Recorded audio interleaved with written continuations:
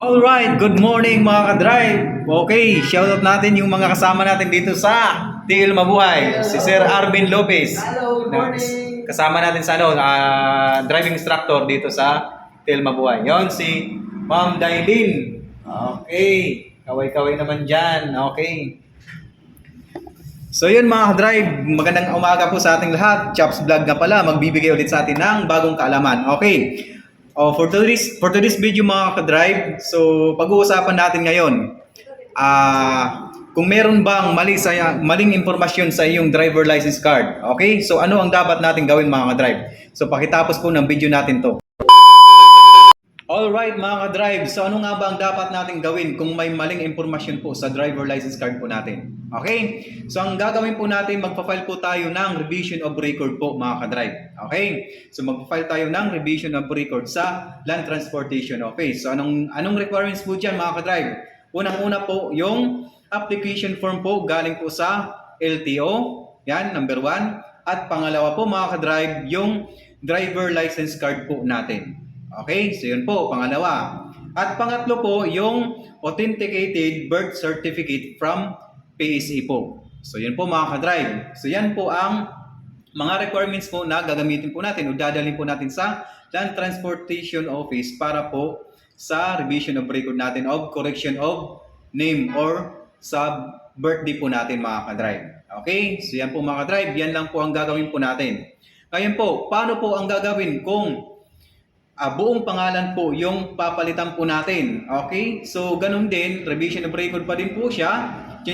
Correction of name o change of name. Ganun din po ang requirements po natin. Application form galing sa LTO at saka driver license card. Tapos, authenticated birth certificate from PAC po. Tapos po, ang dadagdag lang po natin doon ay court order for authorizing the change of name.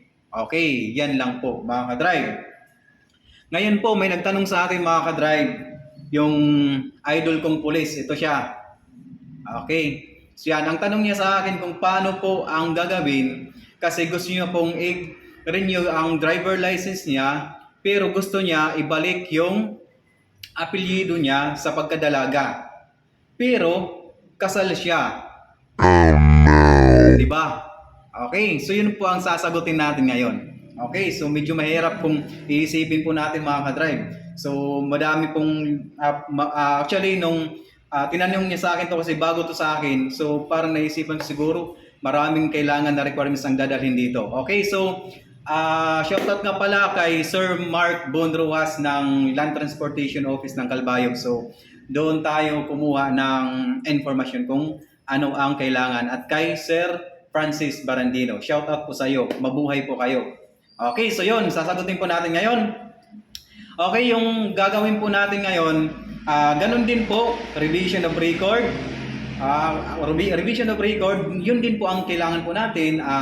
Number 1, application form galing sa LTO, tsaka pangalawa, driver license card po. Pangatlo, yung authenticated birth certificate po na galing po sa PSA. Okay, so yun lang po ang i-present po natin doon. Okay? Kasi sa PSA po natin, meron po doon nakalagay na Joint Memorandum Agreement na pwede pa rin po gamitin ng